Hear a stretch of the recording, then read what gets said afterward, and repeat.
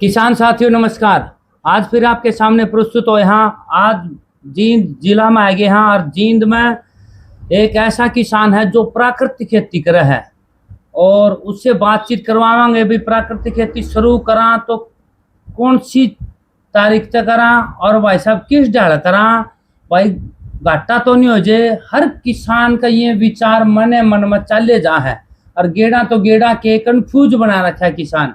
आज तारी किसान भैया की सारी बातचीत करवाएंगे किसान भाई तय, तो तारा भीतर में जितने भी मन में विचार आवे हैं तारा सारे आज खोल देंगे और सीधे जुट जाओगे प्राकृतिक खेती पे। भाई राम राम। नमस्कार जी। क्या नाम है जी आपका? मेरा नाम मनवीर है, मेरा गांव इगरा है और जिला जींद हरियाणा का मैं छोटा हा किसान। अच्छा जी, तो आपने मतलब जो ये प्राकृतिक खेती शुरू करी थी तो आपके गुरु कौन थे और कौन से सन में शुरू करी थी जी? मैं डॉक्टर सुरेंद्र दलाल का पहला शिष्य हूं, जो कीट साक्षरता मिशन चलाते थे। कीड़ों की जानकारी उन्होंने किसानों को देनी शुरू की थी, तो मैं उसी से आगे बढ़ के प्राकृतिक खेती तक आया हूं।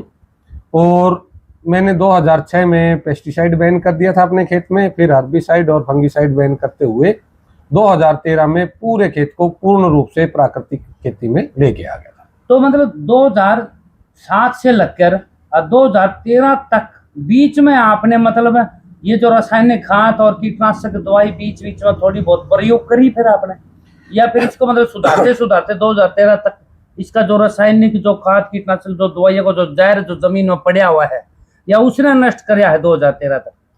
इसमें दो बातें हैं जी। एक तो किसानों के पास में प्राकृतिक खेती की जानकारियों का अभाव है, दूसरा मिस इन्फॉर्मेशन मतलब गलत जानकारियों का भी भंडार है। तो इन दोनों चीजों को समझने में थोड़ा टाइम लगा है। अच्छा जी। तो एक तो बहुत से किसान मैंने ऐसे देखे जिन्होंने मोटिवेशनल भाषण सुना या कहीं से मोटिवेशनल वीडियो सुनी और उन्होंने प्राकृतिक खेती शुरू कर दी। उनके लिए प्राकृतिक खेती का मतलब है यूरिया डीएपी डालना बंद, प्राकृतिक खेती शुरू। अच्छा जी। तो उनके साथ होता क्या है, उत्पादन सीधा 5% 10% पे आ जाता है और उनके ऊपर पूरे गांव की नजर आ जाती है। तो उनकी कमजोर फसल होने के कारण वो हंसी के पात्र बन जाते हैं। तो उनको 3 या 4 साल में वापिस जाना पड़ता है, क्योंकि परिवार का प्रेशर आ जाता है, पड़ोसियों का प्रेशर आ जाता है और उनके ऊपर आर्थिकता का बोझ आ जाता है। ठीक बात है। लेकिन डॉक्टर सुरेंद्र दलाल जी किसानों के हितैषी आदमी थे और उन्होंने बिल्कुल अच्छे से समझाया कि किसान के घाटा नहीं होना चाहिए, काम को बढ़ाना है लेकिन सीखते हुए बढ़ाना है। तो इसमें सीखने में हमारे को थोड़ा टाइम लगा।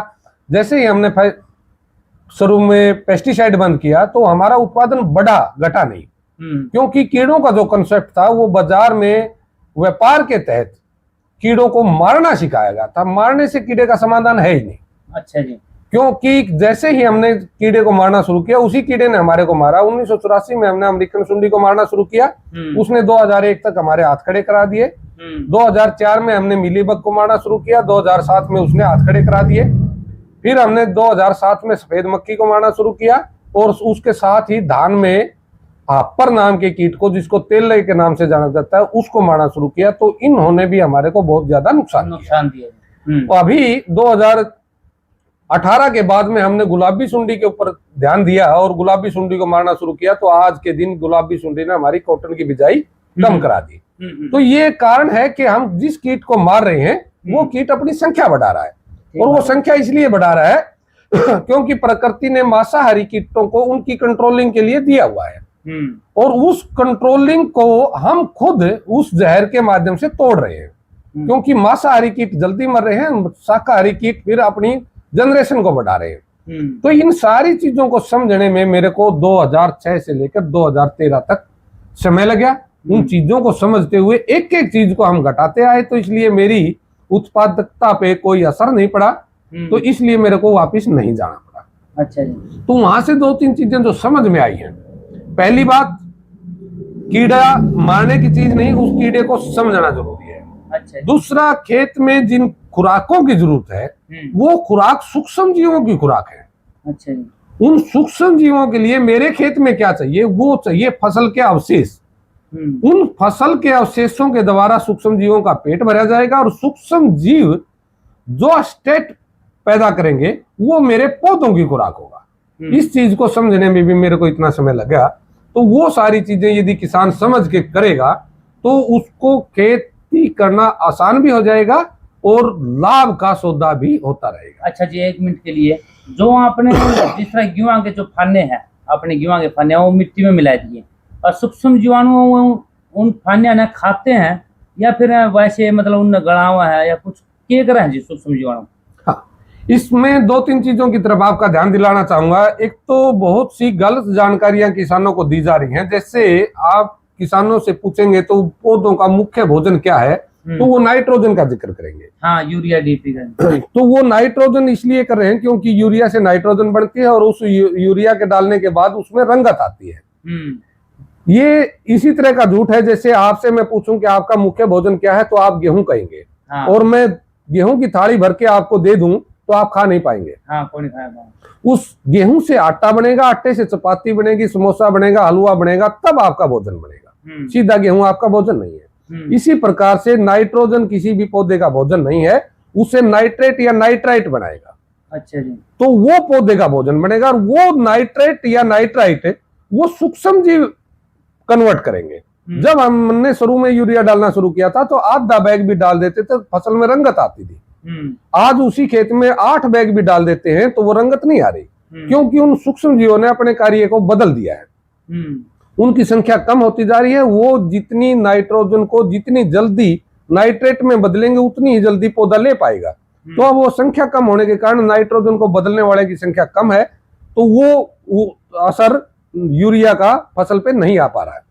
तो वही चीज यदि हम खेत के अंदर सही से रखना चाहते हैं तो उन सूक्ष्म जीवों का एनवायरमेंट खेत में देना जरूरी है। यदि हम जीवामृत के माध्यम से सूक्ष्म जीव खेत में देंगे और एनवायरमेंट नहीं होगा तो वो नहीं होगा। क्योंकि यदि हम दही बनाने के लिए दूध की बिलोनी के अंदर 1 बूंद भी लस्सी की डाल देते हैं तो सुबह तक वो सारी दही बन जाती है। यदि उसका टेम्परेचर अप या डाउन है तो वो ऐसे कैसा दूध रखा रहेगा, भले ही उसमें आपने आधा गिलास डाल रखा हो। यानी सूक्ष्म जीव तो डाले लेकिन उनके लिए एनवायरमेंट नहीं दिया। तो खेत में एनवायरमेंट देना जरूरी है।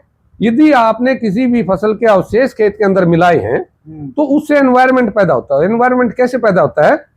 वो जमीन के अंदर मिलेंगे तो टेम्परेचर वहां पे लो हो जाएगा और उस टेम्परेचर में वो सूक्ष्म जीव पनपने में सक्षम हो जाएंगे। वो अवशेष जमीन के अंदर से नमी ग्रहण करेगा, वो नमी उस सूक्ष्म जीव के लिए पानी का काम करेगी और वो जो नीचे हमने दबाया है जमीन में वही उसका भोजन होगा। यानी भोजन, पानी और तापमान उसके अनुकूल होगा तो सूक्ष्म जीव हमारे खेत में बढ़ेंगे और सूक्ष्म जीव बढ़ेंगे तो हमारे पौधों की पोषकता है वो बढ़ेगी। अच्छा। तो इस प्रकार से ये कार्य बढ़ता है और इन सारी बातों को समझने में हमारे को ये समय लगा और इसलिए हमारे को 2006 से लेकर 13 तक का समय कन्वर्जन पीरियड में लेना पड़ा। तो इस धीरे धीरे बढ़ के जब हम आगे बढ़े तो अब हमारे को वापस जाने की जरूरत नहीं है। हमारे सभी साथी ऑर्गेनिक या प्राकृतिक खेती करते हैं तो वो लगातार अपने खेत का एरिया बढ़ा रहे हैं, घटा कोई रहा है। ठीक बात है। कोई भी साथी यदि अब ऑर्गेनिक खेती करना चाहे, जुड़ना चाहे तो उसके लिए फार्मूला यही है, किसी के मोटिवेशनल भाषण सुन के आप खेती शुरू ना करो। पहले 10-20 किसानों के खेत देख के आओ, अपने हिसाब से पौधे का प्रकृति के साथ क्या संबंध है उस सिस्टम को समझो और उस एरिया के लिए उस पौधे का क्या संबंध है उसको समझो, कीड़ों का और पौधे का क्या संबंध है, उन सारी चीजों को समझते हुए यदि हम खेती करेंगे तो हमारी इनकम भी बढ़ेगी, खेती करना भी आसान होगा, पर्यावरण भी बढ़ेगा और सेहत भी बढ़ेगी और हमारी हौसला अफजाई भी होगी।